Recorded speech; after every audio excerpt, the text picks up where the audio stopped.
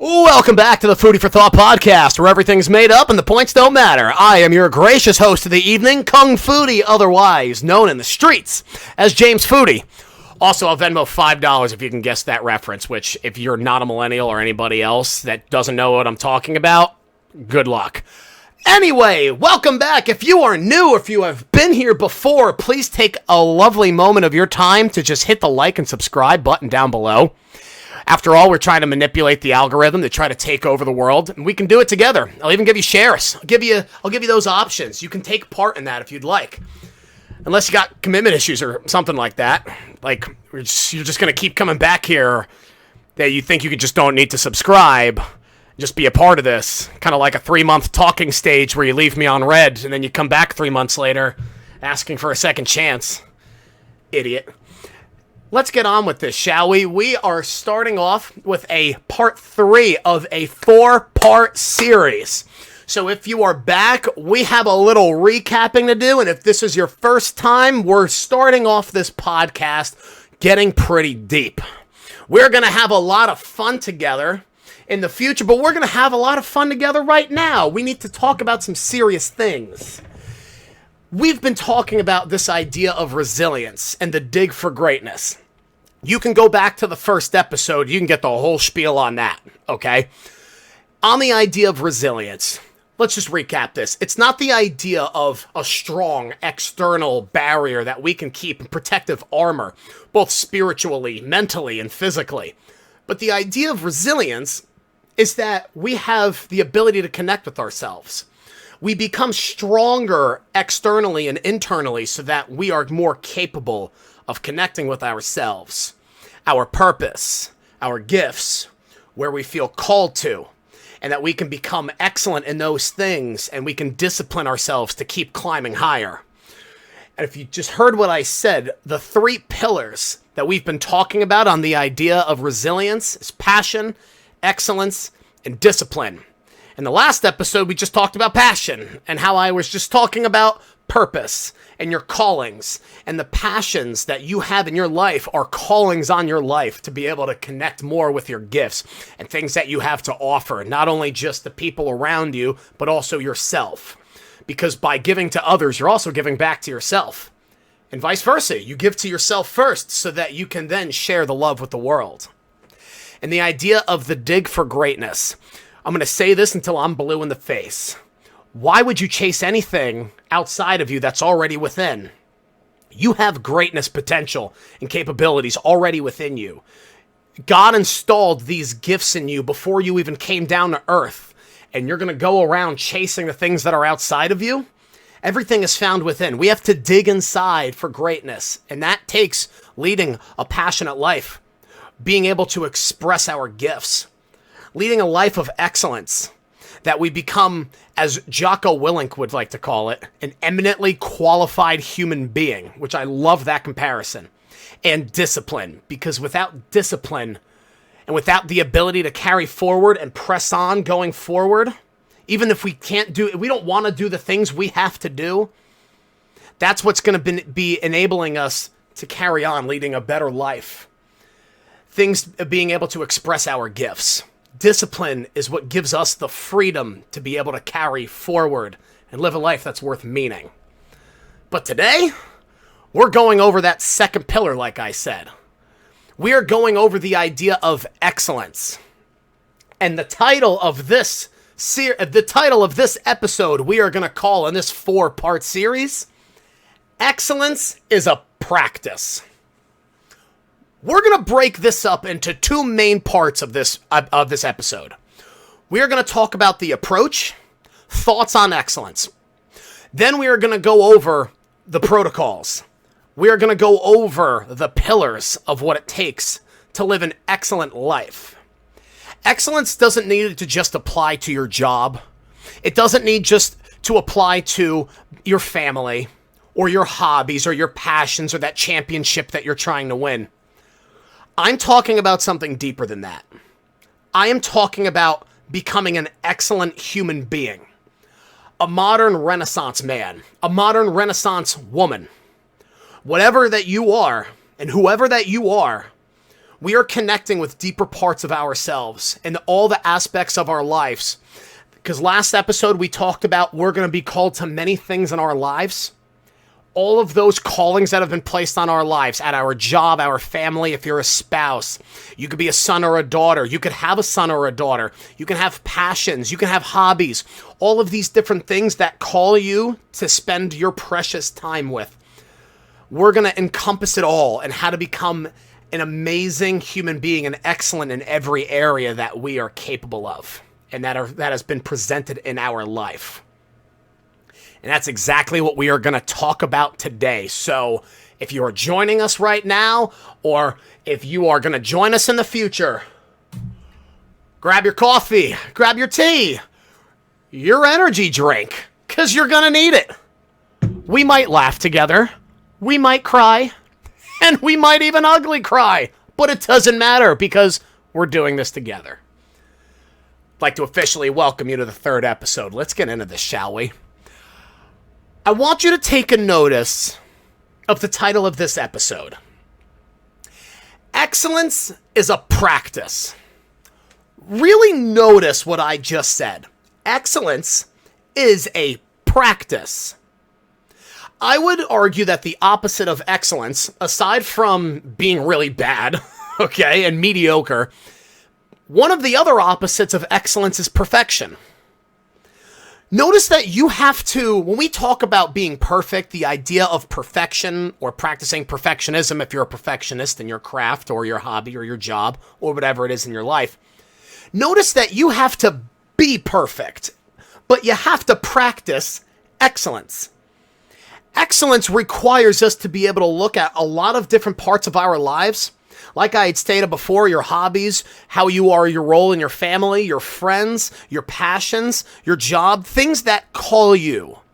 All your callings require a certain amount of energy and time to be able to devote to. But trying to be perfect at something is just a constant game of catch-up. It's something that you have to be. It places this really high expectation on our lives.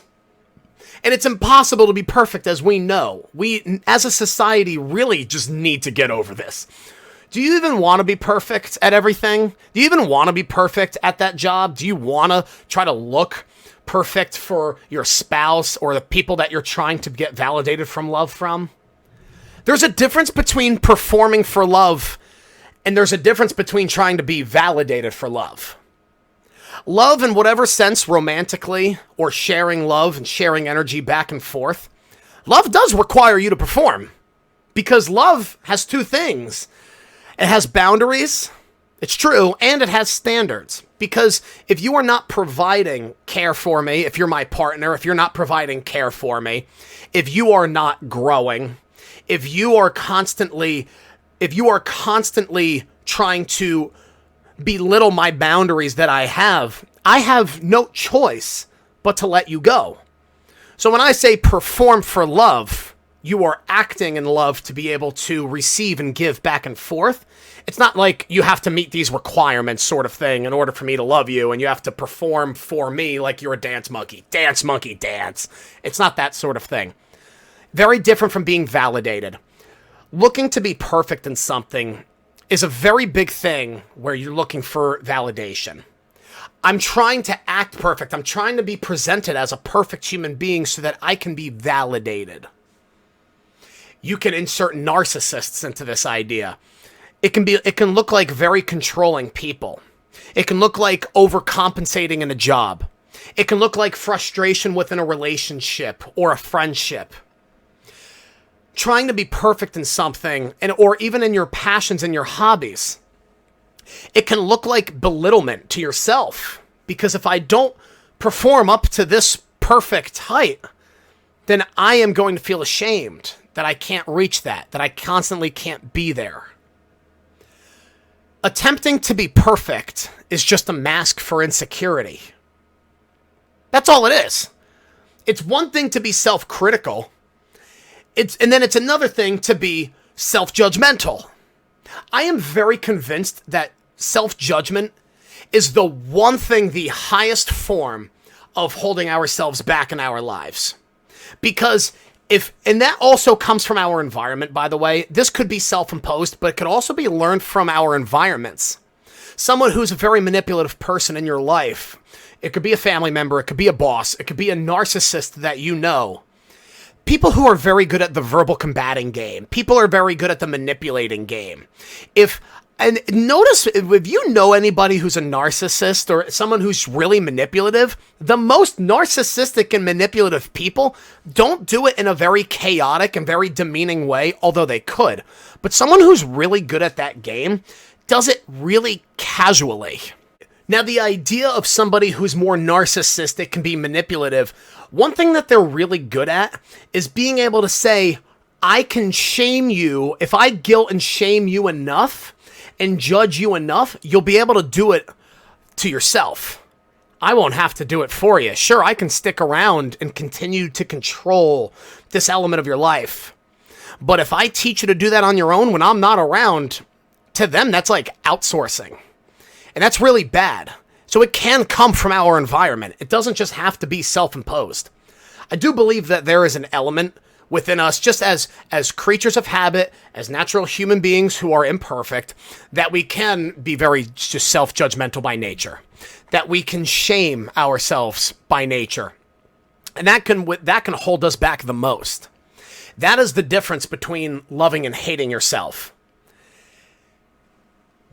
I had this conversation with somebody earlier this year, and I found it was an epiphany I had, and this person found it fascinating. I want to share this. I'm going to pause in my notes. I'm going to share with this. Love and hate actually have more in common than you think they do. The only difference between the two is that they have two different things. One, different tactics, and two, different outcomes.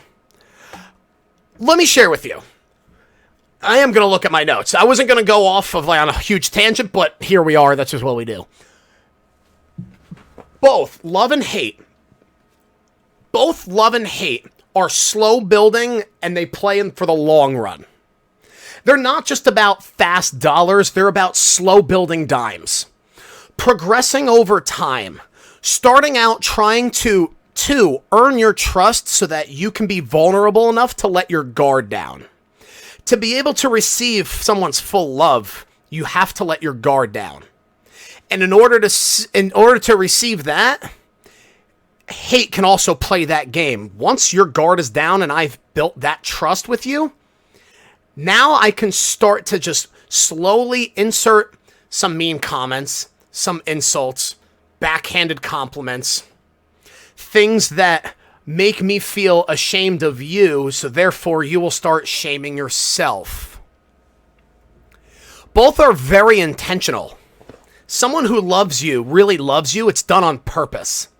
And someone who really hates you, I'm not just talking about haters, someone who really hates you does it on purpose, with intention. And they both come from, I don't know what point this is, maybe 4 or 5, they both come from a person of love and a person of hate, how they inwardly see themselves. That could be from how they grew up or on their own self journey or a combination of everything. But someone who really loves you is doing it from a place where that they really love themselves. And someone who equally tries to manipulate you and put hate on you is also projecting of how they see themselves, whether how they grew up or just something that has happened over time that has led them to this conclusion that I need to put what my hate onto someone else. Much like someone who really loves themselves, I need to put my love and share that with someone else. They both have no bounds. Hate is just a never-ending mountain to climb. So is love. Love is a never-ending mountain to climb. The more you love yourself, the more you realize there's no limits. And vice versa. Evil also has no limits. Whether you want to call it love and hate or good and evil, they have so much in common with each other. They both have no bounds. They're slow building and they're built for the long run. They're both intentional and done with purpose. They both want to earn your trust to be vulnerable so that you can let your guard down. And they are both rooted and how they see themselves inside and internally. And the only third difference between the two, the only difference between the two also, aside from their tactics, and aside from their different outcomes that they'll produce, hate is disguised and love hides nothing. Hate can be disguised in shaming and guilt-tripping you, or just a very direct sort of way of putting hate on somebody else. Love is also, like I just said, so purposeful, so intentional, but it doesn't hide anything. Love has nothing to hide. And the different outcomes, just so that we're all on the same page of good and evil, love and hate, the different outcomes are still the same. If I spend enough time around you, you will end up doing this to yourself. If I love you and spend enough time around you, you will learn to love yourself. And if I put and project my hatred onto you, then you will also start to learn how to do that to yourself. They have a lot in common. And bringing it back, perfection being just a mask for insecurity, that self-judgment can be so inhibiting and allowing you to live a meaningful, purposeful life that you don't hold yourself back from the things that you love, sharing love with the people that you care about, or going out and trying new projects and new ventures in life. Much like this right now. I've been a fitness coach and martial arts coach for the last 6 years. I want to share some other gifts that I feel as though I have. I want to share other ways of being able to spend quality time with people. Self-judgment is what's hold us back the most in life. I did it for years, and look, I am standing right in front of you. I don't care if this goes super viral. I don't care how far this goes, but even if the community of people becomes small enough to where we know we have a really tight-knit people, awesome. I am just in a purpose of sharing my gifts. So it doesn't matter to me how far this goes. If it does, amazing, because that's more people to help. More people to share my gifts with. For me personally, and to be able to help people using my gifts. Maybe even make a bigger community out of more like-minded, open-minded people. Wouldn't you like to be a part of something like that? Well, here we are. We're trying to do something there. But the thing about that is, when you're trying to be so perfect, and it becomes a mask of insecurity. Going back to what I had said, that excellence is a practice, it really means that. We've all heard that phrase, practice makes perfect. Although that kind of goes against what we're saying right now, because practice makes excellence. I want to share something with you, because I had a coach that used to say perfect practice makes perfect. And he actually had a really good point. If I practice something so perfectly over and over and over again, well, then I am destined to do well with that. However, there's really no such thing as perfect. We know this. It doesn't matter if you're in a sport, if you're in a job. It doesn't matter what your role is in life. There's no such thing as perfect. But there is such a thing as climbing higher and improvement. But it has to be intentional. Practice has to be intentional in order to do well. Showing up just is not enough. You can't just keep showing up expecting to do well. Consistency is key, but there has to be a purpose with what you are practicing. I'm pitching the following. Intentional practice makes improvement. Say it with me. Intentional practice makes improvement. You can always better your best. The most highly qualified people in the world understand this. That there is no end. There is always a higher mountain to climb. And because, like I said, going back to, we're going to have many callings on our life. You don't have to just climb one mountain. If you got out of what you needed in one area of your life, then that's great. You can go on to another. I have a friend. She's one of my jiu-jitsu training partners. We were talking a couple of months ago, for example. She talked about, hey, I'm a hairdresser, but I also want to experiment in massage therapy, and I'm thinking about teaching yoga. Amazing. I love that. Take me, for example. I've been in the martial arts my entire life. I've also really been involved in fitness. I am looking into becoming more in depth with my podcasting. I also sell stuff on eBay. Like I sell, aside from random things, I sell Pokemon cards on eBay. I like golfing. I've picked up golf in the last 2 years. All of these different things. I've gotten a lot of rocks off with the martial arts, but I'm also starting some new projects in the martial arts. Other mountains to climb. I've competed, I've trained, I've done demonstrations, I've done marketing for it. I've done so many different things, but now I want to get into acting and stunt work as a part of being able to express my gifts and these ideas that I want to share, right? They can always build off each other, but it is perfectly fine to jump from one mountain to another. That is how we get the most out of life. You don't have to stay with one thing forever. Everything, no matter where you go, is going to speak to you in some dimension or another. You can always better your best. And let me say this, because I want to go back to talking about practicing excellence in terms of the idea of perfection is just a mask for insecurity. Practicing excellence completely combats the worst three things that perfectionism brings, which is guilt tripping, shaming, and comparison. Those are the worst three enemies, and that can make you an enemy of yourself. How they say you're your own worst enemy? You can build that over time. Only you are responsible for your life at the end of the day. And this is something that I really believe, because I really believe that human error is one of the most beautiful things that life has to offer. Trying to be perfect just makes you a robot. It's just a constant game of catching up. I don't really think everything in life needs to be measured. We need to have measurable things to achieve goals and climb higher. Yes, absolutely. Categories and lists of life that we need to become better at. But sometimes human error is the entire essence of beauty in life itself. Art, music, food, moments with loved ones. When I say food, I mean creating food, right? All of these things, take me for example, one of my favorite hobbies that I used to do a lot of was pencil drawing.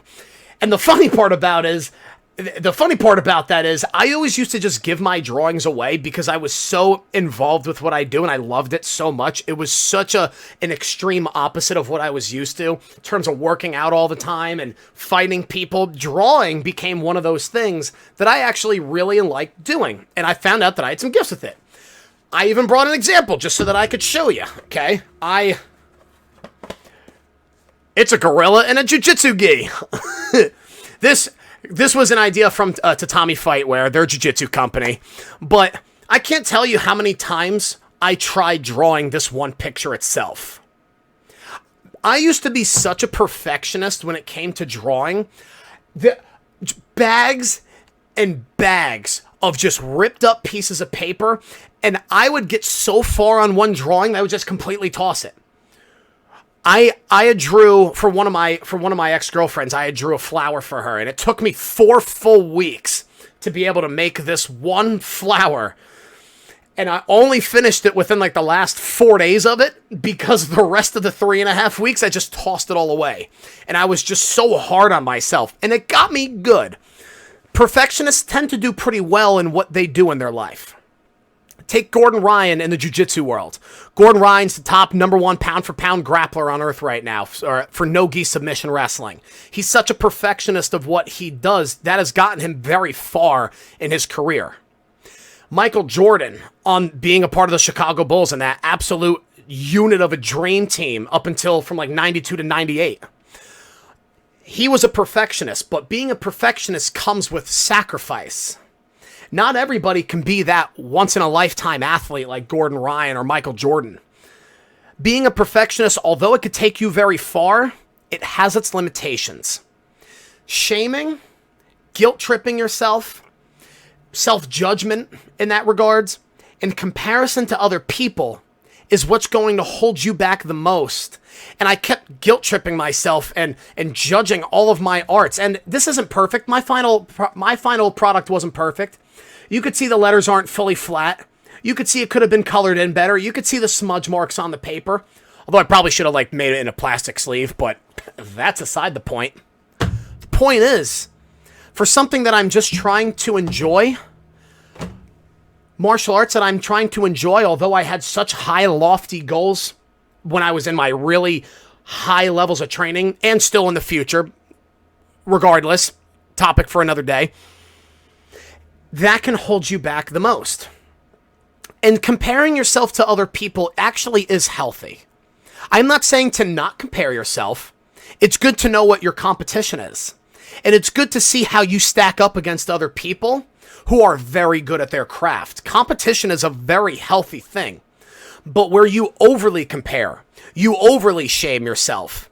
Shaming yourself is just bad. Let's just get that out of there and out of our repertoire and things that we try to not do to ourselves, right? Self-judgment, but we can replace things like judgment with being critical. We can replace overly comparing ourselves to others to just comparing ourselves. We can do it at a much softer point, but like anything in life, a lot of our minds, our emotional state, our ego likes to bring us in terms of extremes. And I want to make this last and final point before we get into the little more of the nitty-gritty from the approach to the pillars of excellence. Embracing the flaws, embracing the aspects of you, and recovering quickly from a loss is what is going to allow you to climb higher on the mountain and not be stuck with where you are in the idea of perfection. Jocko Willink, if you don't know who he is, you got to look him up. Jocko Willink would say to his team members, and whether in the military and in other areas where he would have teams of members, he would say good. And I've taken that to heart in my life ever since I followed him back from 2017. If you have something bad going in your life, say good. I didn't get that job. I experienced that 11 times before I hit my 12th yes, like I talked about in the last podcast episode. Well, good. That allowed me to become better. It allowed me to focus on increasing my skills now where I am so that I can bring it further into the future where I hear my next yes.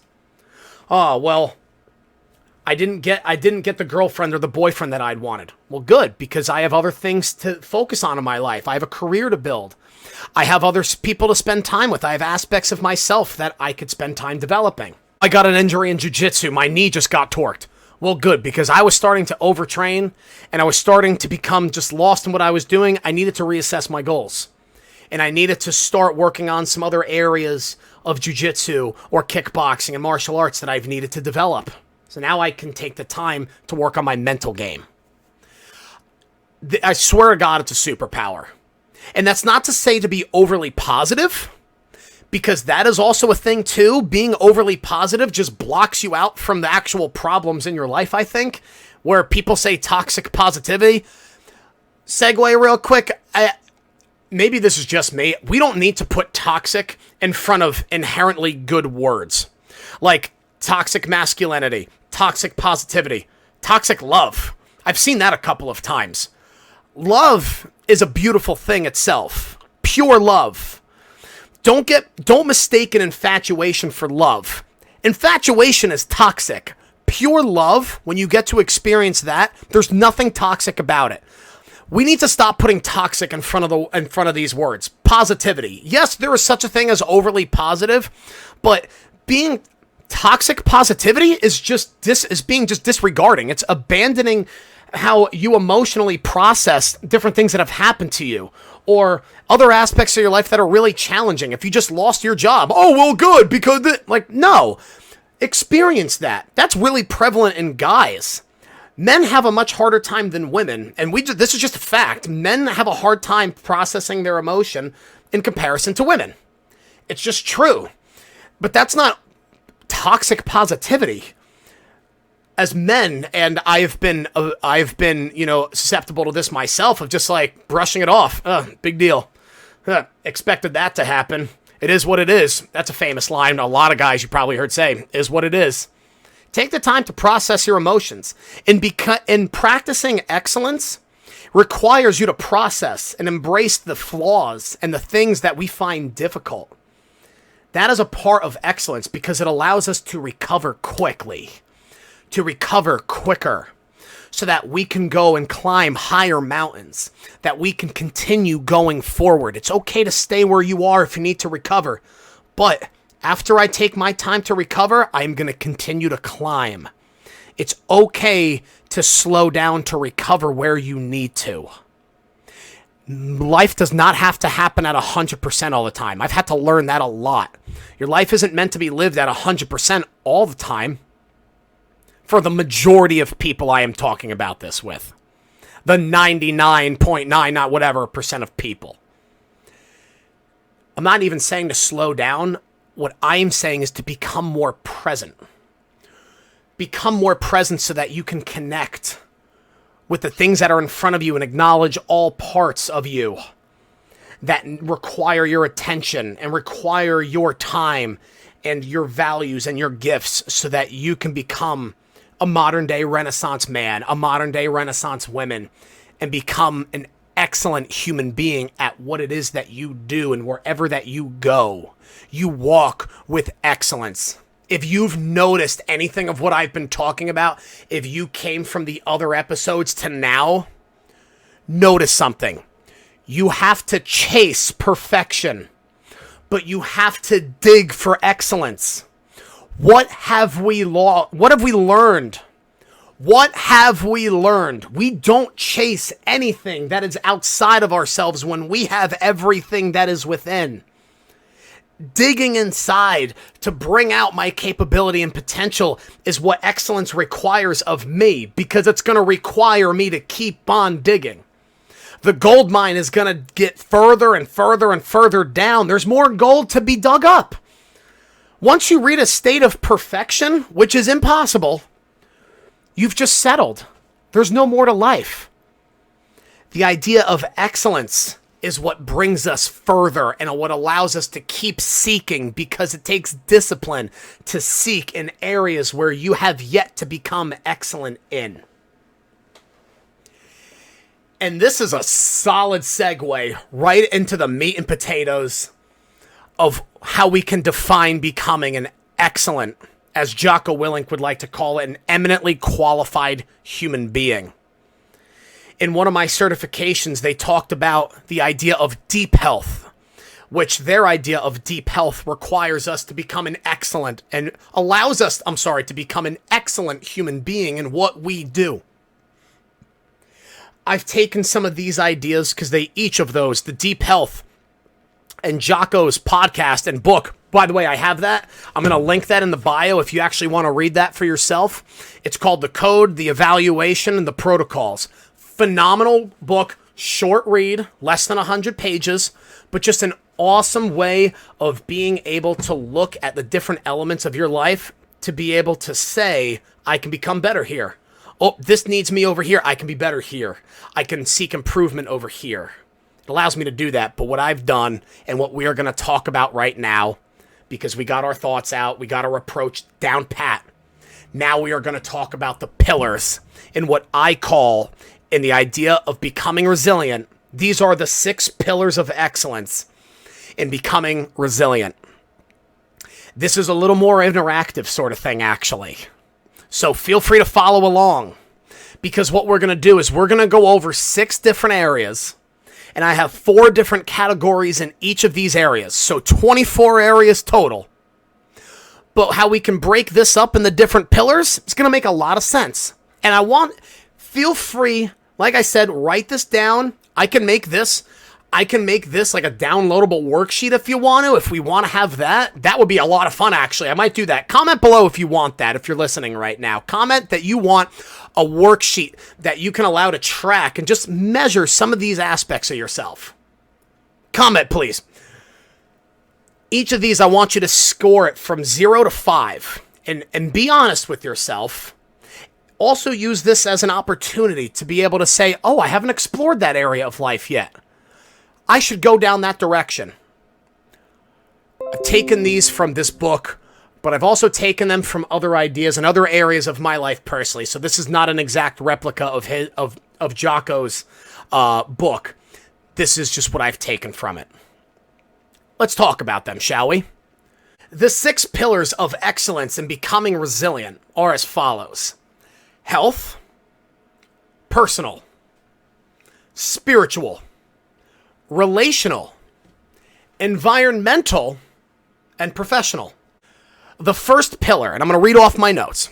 The first pillar is our health. We can categorize these into 4 different areas. Our physical health, including physical activity, nutrition, and sleep. The second one is our mental health and our mental sharpness. The third one is our emotional intelligence. And the fourth category of the first pillar of health is preparedness and safety. Let me go through each of these, just give you a couple of little different parts. When I've been coaching, I have found that the top 3, in order to achieve your goals and the sense of wellness, your level of physical activity, nutrition, and I would put sleep at the top, because anybody who's slept so crappy knows that you don't want to carry on the rest of your day. You just want to go to sleep.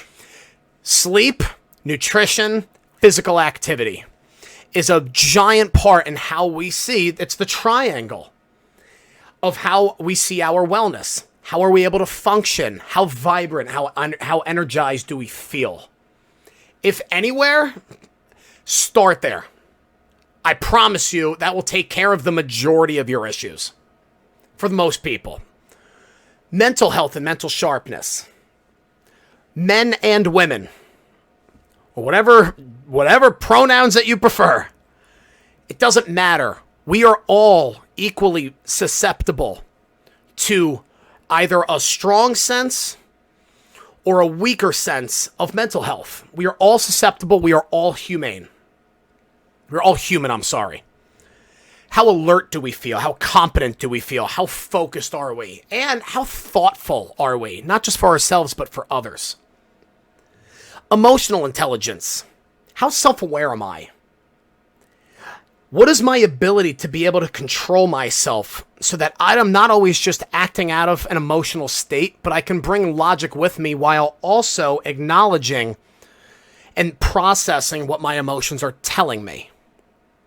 And preparedness and safety. Now, I put this under health because in order to feel healthy and experience things at a larger scale and a better scale, I have to feel safe. That doesn't just mean internally, but that means externally too, in the physical realm. What's my environment? Preparedness, meaning martial arts. Am I physically fit? Am I able to protect my loved ones? What about my home safety? Do I have safety protocols in my home? Do I have video cameras around so that I can watch what's happening? Is there a neighborhood watch? Is there neighborhood safety? Are you friendly with your neighbors so that you can be able to help each other out? It's a very big thing. These are the 4 categories of health: physical activity, mental health, emotional intelligence, and preparedness and safety. The second pillar, and go back and score those. Feel free to pause that so you can score yourself, just writing that down, or that worksheet that I'm going to put up. I'm going to put that up at a later date, not today where the podcast is. I'm going to take some time to put that up. The second pillar is personal. This regards to the 4 different categories of intellectual fitness, time management, financial management, personal goals. On intellectual fitness, I don't need to explain why it's useful to be able to be a smart and intelligent human being. I think we all know that by now. But what I'm expressing here is that there is a constant search for knowledge to be better. And that I also need to acknowledge that I want to be expressive in my creativity. Knowledge and creativity, right and left side of the brain, both matter wherever I go, whether in my job, whether with my family, with my friends, and my hobbies. Both need to be present in order for me to get the most out of this life and what I have in front of me. Time management. I learned from my job being a fitness coach, working very odd hours of the day, and every day being a new day, and also having some health concerns of my own while becoming a fitness coach. Time is the most valuable resource that we have. And we need to spend it very wisely with the people that we know who are good for us. People that we know who are going to give back and that will receive of what we also want to give. Financial management. It wasn't until about 2.5 years ago I really learned more about how to be more responsible with my finances.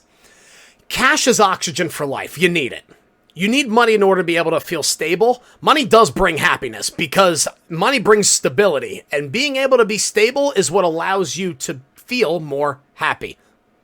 I think that's a pretty simple idea. But cash is oxygen. It's about what you spend on, what you invest on, and what you saved. Before quarantine, a month before quarantine, I was a director and head coach of a gym, and I was trying to be the guy, be like, hey, who wants coffee? I would, on my afternoon break, I would go out and do a coffee run. I would get myself some coffee and a couple of close people, maybe 3 or 4 coffees total. My bill at the end of that month of going back and looking at my bank statement, without knowing quarantine was going to even happen, I saw that I had spent over $250 on coffee in the month, and that didn't even talk about the other months that I was doing that. That was an enormous wake-up call to me. It was almost a 180 overnight that I decided that I am going to learn about money. I'm going to learn that I'm going to start saving right now. Right now. I'm going to watch what I spend. I'm going to budget myself. I'm going to watch what I spend on. I'm going to start investing. And I'm going to start seeing how this can make me more money. And I've, knock on wood, I've gotten a lot farther than where I used to be. Thank God. The fourth category of personal is personal goals. What is important for you to get better at? It could be anything. It could be a hobby. It could be your job. It could be spending time with your family. What do you want to get better at? You can measure it. You don't need to make an elaborate master plan. You don't need to have all your ducks in a row. Not everything needs to be perfect because, again, if you're trying to make everything perfect, look how that's trying to bring out insecurities. We got to watch ourselves. We have to be self-aware. Okay, guys? And you have to make them hard to achieve. We can start by little goals over time, and we can, I hit this landmark because getting constant wins is a really good thing. But when you make something harder to achieve, it makes it more valuable. Do you want to lose 20 pounds? Do you want to lose more? Do you want to be able to deadlift 100 more pounds? Do you want to be able to save up 10 grand? Do you want to be able to run a marathon? It doesn't have to be so extreme, but make them hard to achieve from where you currently are right now. The third pillar out of the 6 that I consider to become excellent in what we do is spiritual. And this is one of the more important parts of my life in particular. 4 categories of this are feeling connected to God, feeling connected with purpose, feeling connected with my callings, sound familiar? And feeling grounded in my identity. The one who gave me life, I need to make sure that I block out time to spend with him in the day. My favorite time of the day is at night. If you want to feel more purpose in life and feel more of a meaning and deeper connection, start with praying just one time a day, and it could be your favorite time of the day or the time that you feel the most calm and clear-headed. Mine happens to be at night, and I talk to him throughout the day. But my favorite time that I can quiet down, I'm in my room by myself, that I can spend time with him so that I can know his voice and how he wants to talk to me about where he wants to call me, how to use my gifts and spend time by developing to becoming a better human being.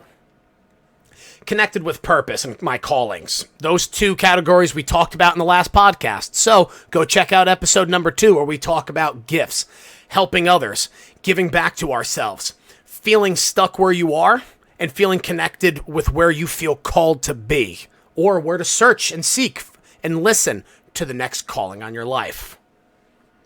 And then grounded in my identity. Am I connected with my authenticity? Am I connected with who I actually want to be? Do I have a deeper sense of meaning in my life that I can express everything else that I just described in this pillar? That is where spiritual leads to. The fourth pillar out of the 6 is relational. This means quality time with your family. This means quality times with your friends and coworkers. A sense of belonging and authenticity kind of go hand in hand with our identity, right? And our support system, specifically the top 5 people that we spend the most time around. Connected with your family, with your quality time with your family, I mean. Your immediate family, your spouse, your parents, your children, your relatives, whoever that you are most to build stability.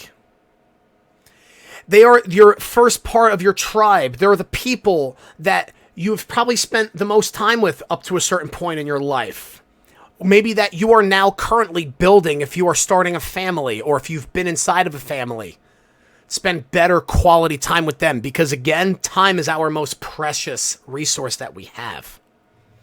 Quality times with friends and coworkers, because the need for extended family and your tribe of like-minded, open-minded people is very real. We can't just get all those needs from our family. We have to extend the branches to be able to connect with more people. Bonding is such a vital part of our life and our purpose here. A sense of belonging and authenticity. Can you receive and give freely with who you are around? Equally and fairly, might I add, to who's in your life around you. Can you be authentic with the people around you? Your most authentic self. Be yourself fully and completely so that you can grow with the people around you. And your support system. You are the product of the top 5 people that you spend the most time with. You have to be careful with who you spend time with. Do you feel lazy? Look at your health first, but then look at the people around you. Or look at both simultaneously. Do you feel great? Probably has to do with how you're giving back to yourself and your health, and your hobbies, your passions, or the people around you. Look at your environment, which happens to be the 5th pillar.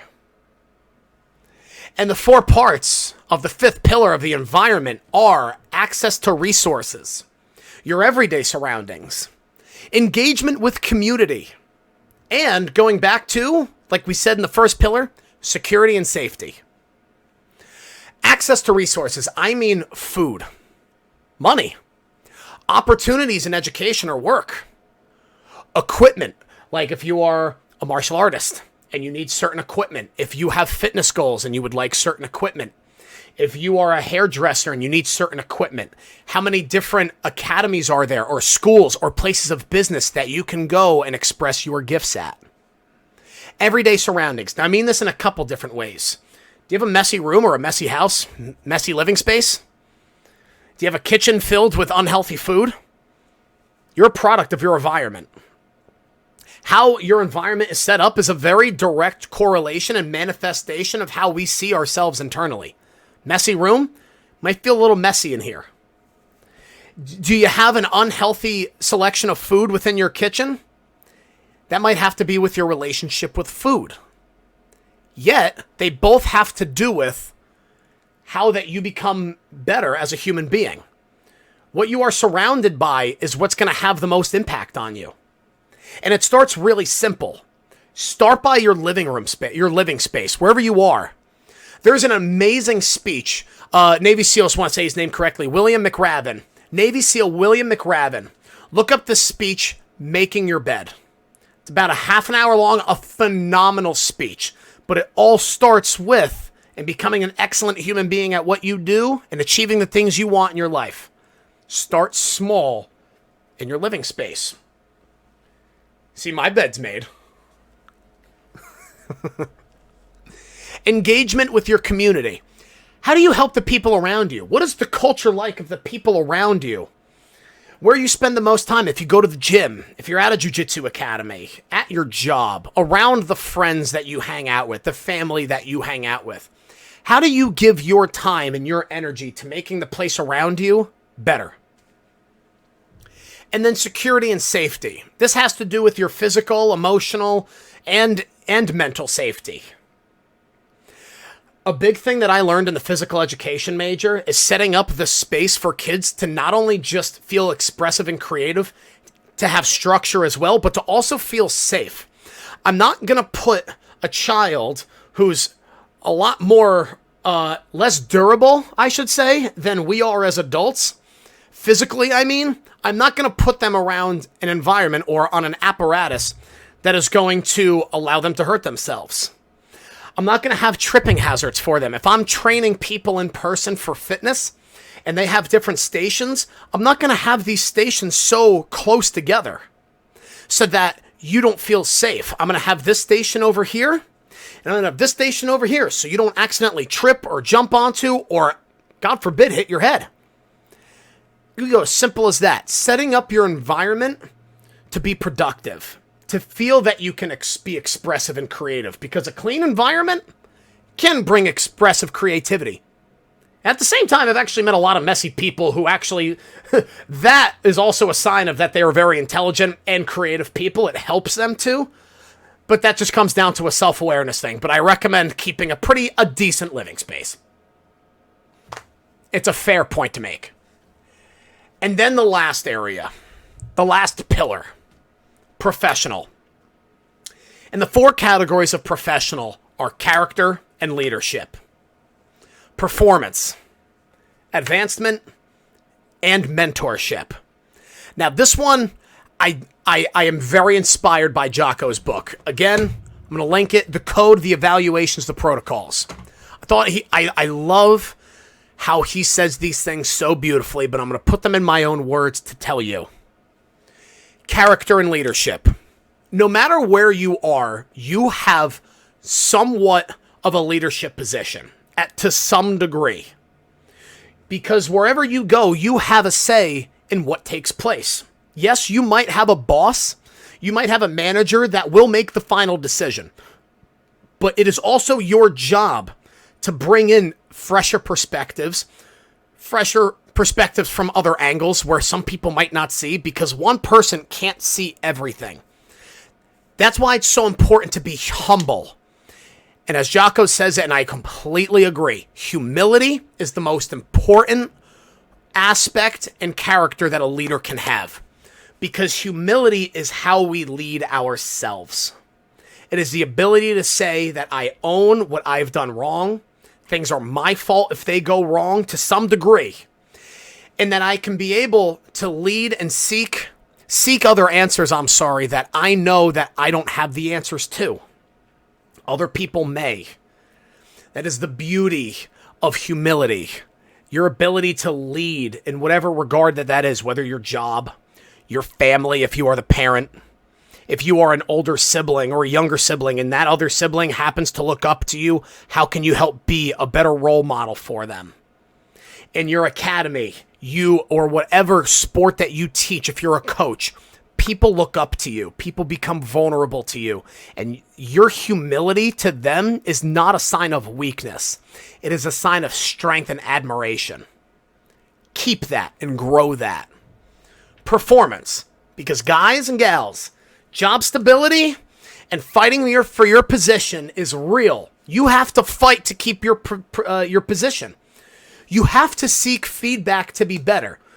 Because if you are stagnant, how many layoffs had happened within the last couple of years? Let's just be really practical. Yes, right now might be a job seeker's market, but there's a lot of outsourcing going on. Technology is advancing.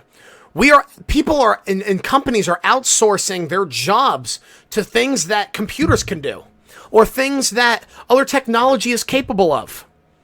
This is real. And although that might be in the area where we are going in that sort of way in the tech industry or whatever job market that you seek, that leads me to my third category, which is advancement. Certifications, qualifications, better performance, promotions. You can even say this as a renewed drive for your work or the mission that you are a part of. And lastly, and I kind of described it in the first, leadership and mentorship. Helping others to grow. and challenging others to grow so that we can carry out the mission and bring the vision to reality. And it does not matter where you are, you can bring this with you. I'm going to say this because I know some of you need to hear this. Some people look up to you and you have no idea that they even do. One of the people that I train, absolute beast, her name's Alicia. If you follow me on Instagram, you constantly see our story banters back and forth. She came to the gym that we were working at years ago, and she had not really worked out for a while before then. And when I told her that, like, oh, when you're training with me, girl, like, we're going up. Like, you're going to be doing push-ups. You're going to be doing pull-ups. And then she heard pull-ups, and she literally laughed at me. She's like, okay. Fast forward to today. Hi, Alicia. You can do pull-ups now. Many pull-ups.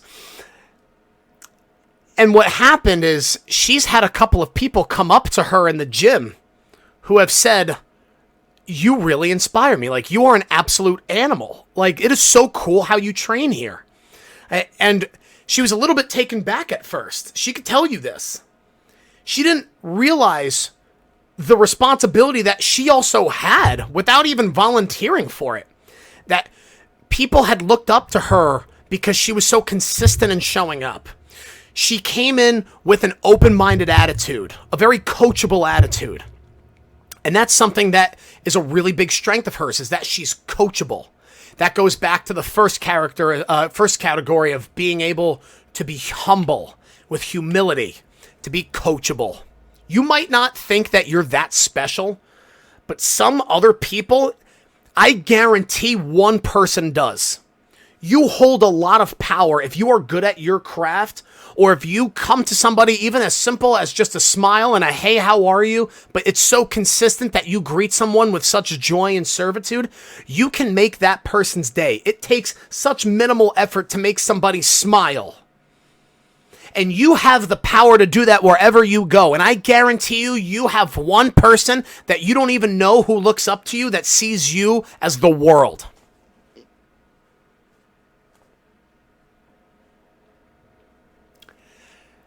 These 6 pillars are all elements of our lives that we have to go back and forth to be able to say, I must be excellent because I do need to perform for the people that I love. Out of a choice on our end, and so that we can also receive back. Hello? These 6 areas of life, we don't need to have a perfect score of 5 on a score sheet of 0 to 5. It doesn't need to all be out of 5. And I'm not even going to say out of 6, out of all of these categories, we don't have to have a certain score. This is just something that you can come back to. Something that even once a month, if you want to say, hey, how am I doing in these areas? Oh, I'm doing better in this area. Oh, I'm doing better in this area. Oh, my health is getting better. I feel like a 3 instead of a 2 now. In my leadership, you know what? I allowed somebody else to speak up and instead of me having to always have the say. And I did that, and they appreciated me more. They were more open with me. I'm going to give myself a 2, and where I was a 2, now I'm a 3.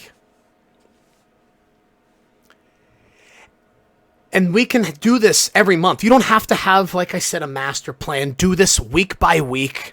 That's not the point, because the point of life is to just simply live. Part of our purpose and where we are called to is to be able to just experience there. Yes, we are supposed to take as much out of it that we can so that we can in turn give back. Not only just to others, but give back to our own needs as well. These pillars, as Jocko likes to say it, is how we become and measure becoming an eminently qualified human being. In the area of that nutrition, like I said, their deep health, Precision Nutrition is the company. Their idea of deep health and their 6 categories is how they describe themselves of having to become the best versions of ourselves. But we can't become the best version of ourselves without one thing. Because we have all of these pillars in front of us of excellence: professional, health, environmental, relational, spiritual, and personal. How do I manage all of these? How can I take all of these and make them as best as I possibly can, and without disregarding one, and without completely abandoning one, so that I can become as best as I can be for everybody around me? To be able to be the best that I can, to express my gifts, walk in purpose, listen to where I'm feeling called to, and then have a deeper meaning of life. How can I have the freedom to be able to go after the things that I desire, the things that I am deserving of and worthy of, to be able to grow higher and climb higher mountains? And that one answer is discipline, which we are going to talk about on the next episode. Guys and gals, ladies and gentlemen, if you have taken any part of your day to spend with me and to spend with each other, from the bottom of my heart, thank you. And thank you for also becoming a part of this initial series in this podcast project that I'm working on, because it means a lot to me personally. As I've said, I felt called to do this, and listening, to be able to express the gifts that I feel that I have, that I want to share, to be able to just help the people around me. But just do me a favor. If you're this far along, just like and subscribe. Enough of the commitment issues. We've gotten to build enough trust at this point. We've spent 3 episodes together. Just do it. Do it. Next week, I can't wait to share with what we have planned. It's going to get deep, and it's going to be simple. Next week, we're going to end on a very simple note of the initial 4-part series of this podcast. My name is Kung Foody. Thank you for joining me on this week's episode of the Foody For Thought Podcast. And I will see you next week.